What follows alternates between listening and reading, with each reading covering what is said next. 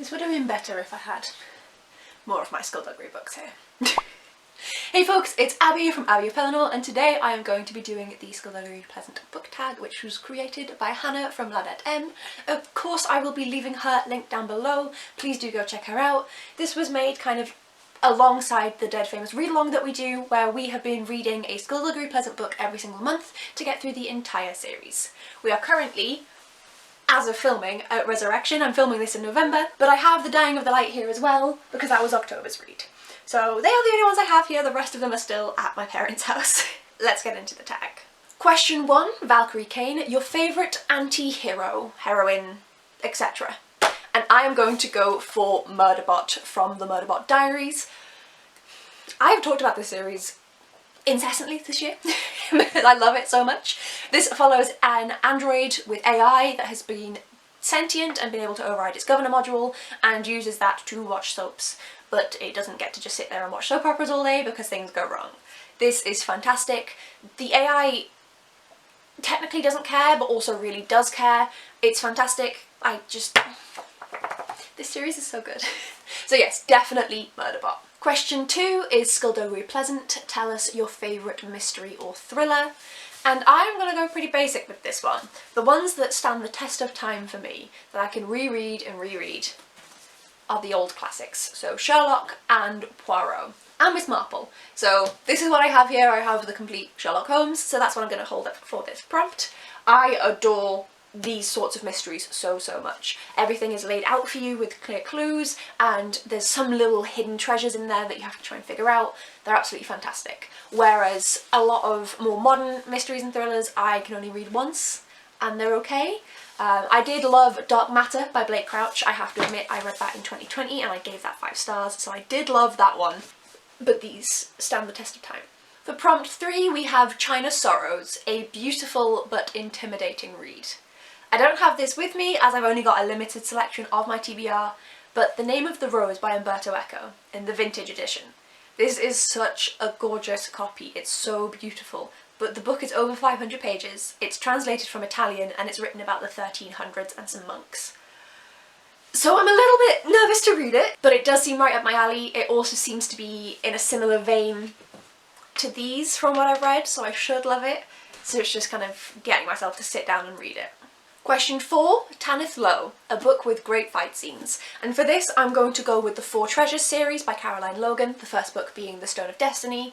This is a YA fantasy series based around Scottish mythology, and we follow an 18-year-old teenage girl as she is protecting these Selkies as they traverse across the land.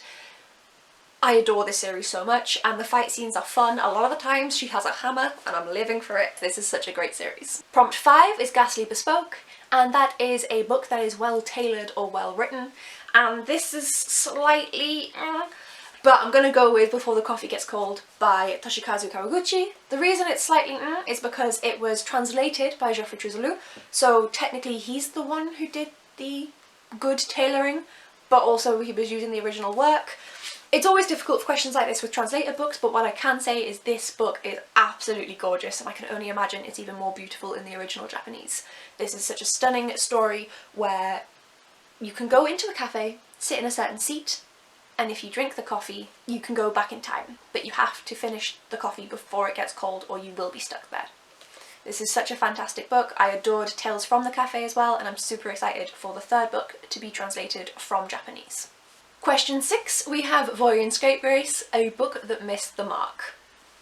I laughed so much when I saw that prompt. Scapegrace. But I'm gonna go with A Darker Shade of Magic by V.E. Schwab for this.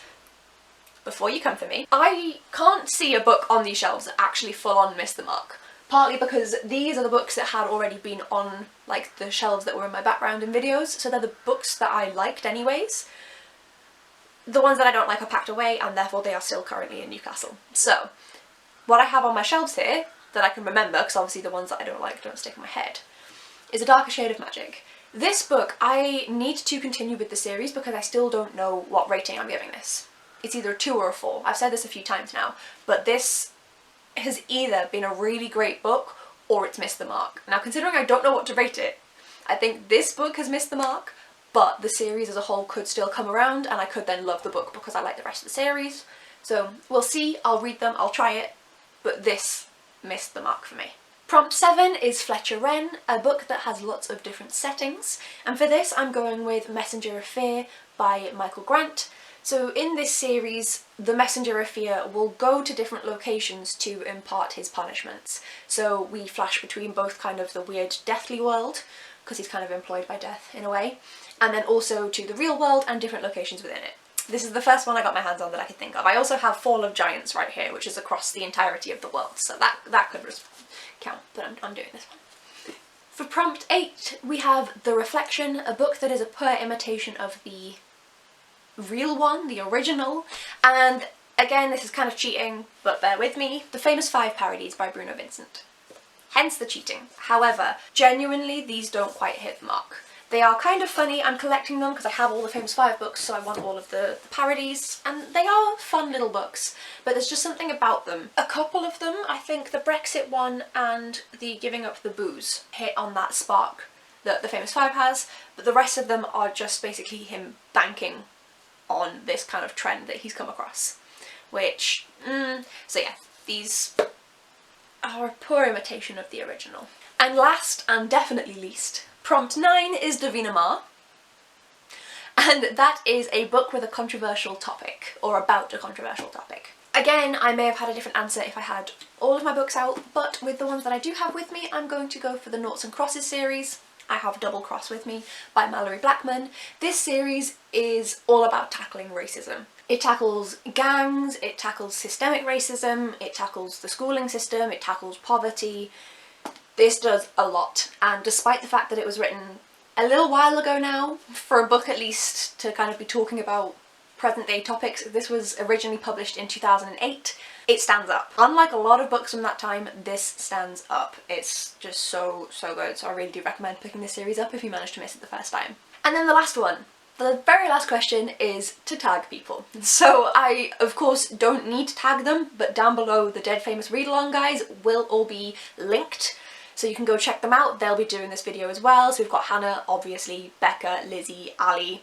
Check them all out. But in terms of who I'm going to tag to do this, so you don't need to have read the Skulduggery books to be able to do this tag, but also I'm pretty sure that all 3 of these have read at least the first book. So we've got Caitlin from My Cheshire Rabbit, we've got Carrie from Caring for Books, and we have Eustacia from Eustace T. I can never Eustace I can't say the name. Never had to say it out loud, because she is a book blog, a book and tea blog that I adore reading from all the time. She does also have a channel, but we talk mostly on the blog side of things, so I will of course leave her link down below. Go check her out, but she has recently been delving back into Skulduggery, so I thought this would be a really fun one to get her to do. Down below in the comments, please do let me know for the Ghastly Bespoke prompt, the book that you think is the most well-tailored, the best written book. And also, if you enjoyed the video, please do hit like and subscribe so that you can see more from me. Thank you so much for watching, and I'll see you in the next video. Bye folks!